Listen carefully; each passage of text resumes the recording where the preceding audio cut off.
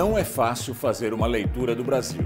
Os problemas são muitos e em todas as áreas. A pergunta é: a crise que vivemos tem solução?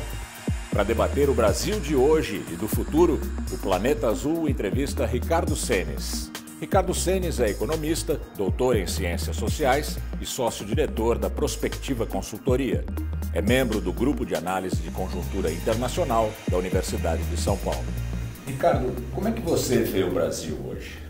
Olha, eu acho que o Brasil tem uma espécie de uma crise da legitimidade de algumas instituições de caráter público, um chacoalhão do ponto de vista da sua autopercepção. Mas se a gente olhar para trás, olhar para os últimos 25 anos, basicamente o processo de democracia pós 85, em grande medida o país avançou de maneira significativa, em alguns casos surpreendente. Hoje a gente tem um processo no sentido de saber quais são os números do Estado, dos gastos públicos, até do déficit fiscal, etc., numa precisão que a gente não tinha, portanto, muito menos condições de administrá-lo, e hoje a gente tem. Isso é uma coisa aberta, discutida de maneira sistemática. A corrupção não é nova no país, o que é novo é que você teve um fortalecimento dos órgãos de controle brutal nos últimos anos. A nossa expectativa de vida, quando a gente saiu da ditadura, era próximo de 60 anos. Hoje está 76,5. Ou seja, em 25 anos, a expectativa média de vida do brasileiro deu um salto de 20%. A desigualdade diminuiu, a pobreza diminuiu. Então, o país institucionalmente, do ponto de vista da gestão pública, do ponto de vista socioeconômico, ele melhorou muito. Agora, é verdade que você tem algumas políticas públicas nesse mesmo período que andaram para trás, eu diria. Uma delas, e a mais, talvez hoje sendo discutida de maneira do lado do seu problema, mas não do lado da sua solução, é a questão da segurança pública. A segurança pública, paradoxalmente, a renda do brasileiro cresceu, a desigualdade diminuiu, a pobreza diminuiu, mas a violência aumentou.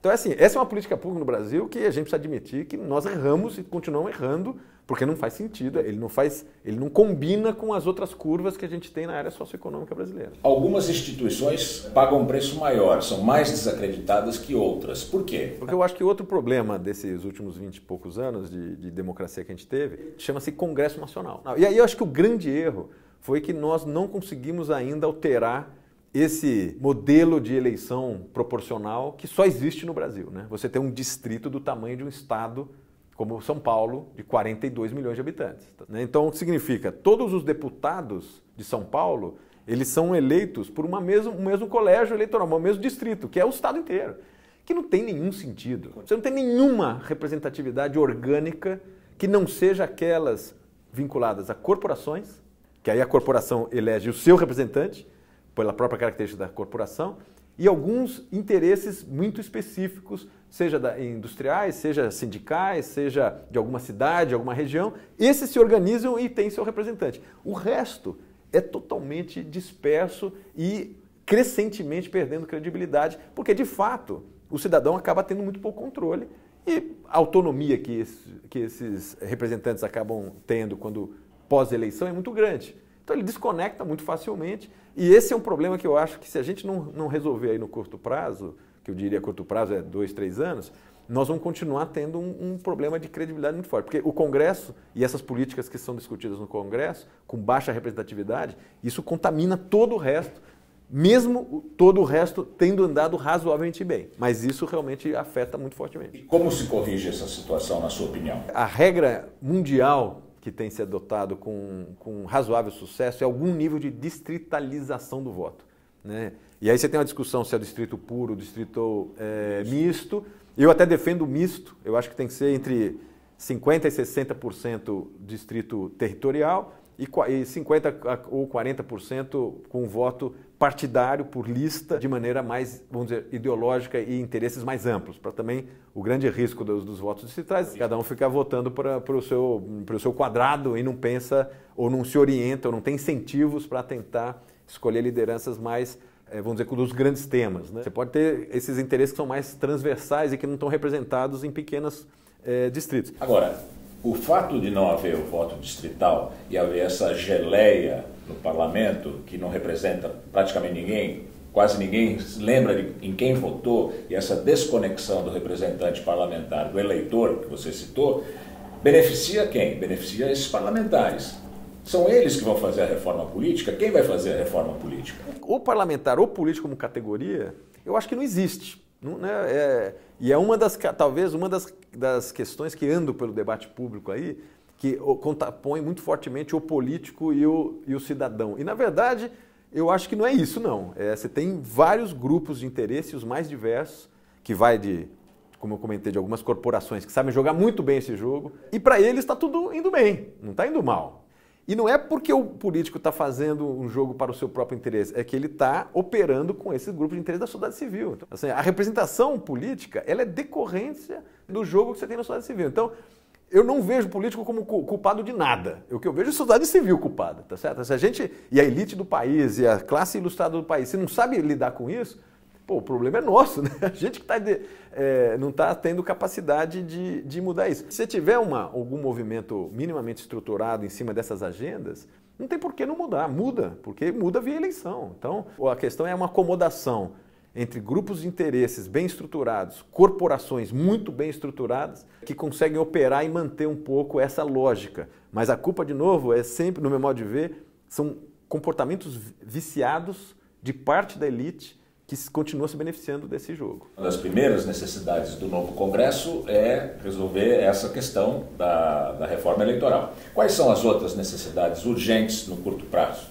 Obviamente, os gastos públicos estão fora de controle, né? Um país como o Brasil, com a renda média que tem, os gastos públicos estarem crescendo desde a Constituição até hoje de maneira permanente, ele é crescente em termos de proporção do que a gente produz no país. Ele cresce mais rapidamente do que nós, como sociedade, somos capazes de produzir riqueza. Então, obviamente, está fora de controle. Essa curva não está mostrando que vai se estabilizar. Tem fôlego. Tem muito fôlego e continua tendo fôlego. Então, a grande questão é a seguinte: como é que você resolve isso? Os gastos públicos você pode dividir talvez em 4 grandes categorias.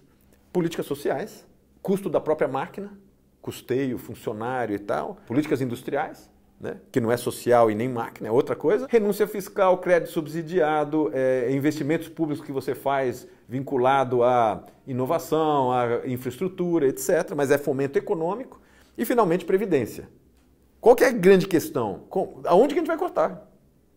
Você pega médias, por exemplo, do gasto per capita na área de saúde, o Brasil gasta menos per capita do que a Argentina. E muito menos que um país desenvolvido. Você pega na área de educação, idem. Agora, é muito mal gasto. Segundo, você tem uma mega distorção na Previdência. Questões não só do privilégio de funcionário público, que aí é escandaloso, né?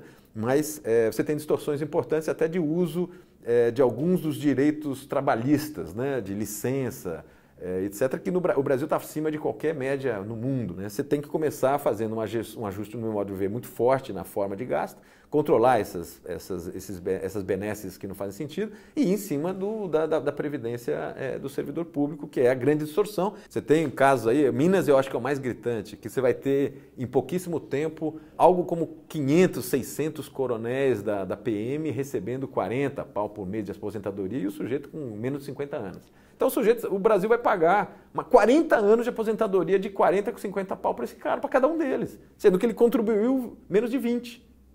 Com 10%, ele vai receber 40, 50 anos integral, não fecha a conta. E, finalmente, e aí que eu acho que é o grande debate, que é o gasto de fomento econômico. Para onde está indo todo o recurso que a gente faz? Né? No ciclo Lula-Dilma estourou.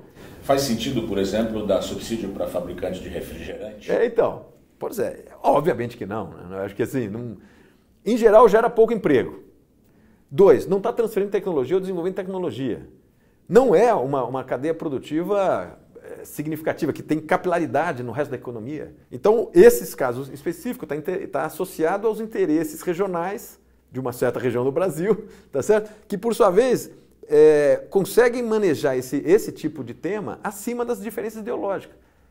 Com relação a esse subsídio específico, você tem gente do PCdoB defendendo e você tem gente do PP defendendo simultaneamente. Qual é a característica comum? São todos da mesma região. Isso acontece no Sudeste, acontece no Nordeste, acontece no Sul. Você tem cada um buscando uma forma de se articular. E vai dizer que esse cara não está representado? Está muito representado. Então, o problema não é olhar só a empresa que está recebendo, é a cadeia de interesse que ela está mexendo e que junto vão defender isso e blindar. Não existe também na economia, na teoria econômica, nenhuma justificativa para você ter uma indústria protegida ou subsidiada 30 anos seguidos.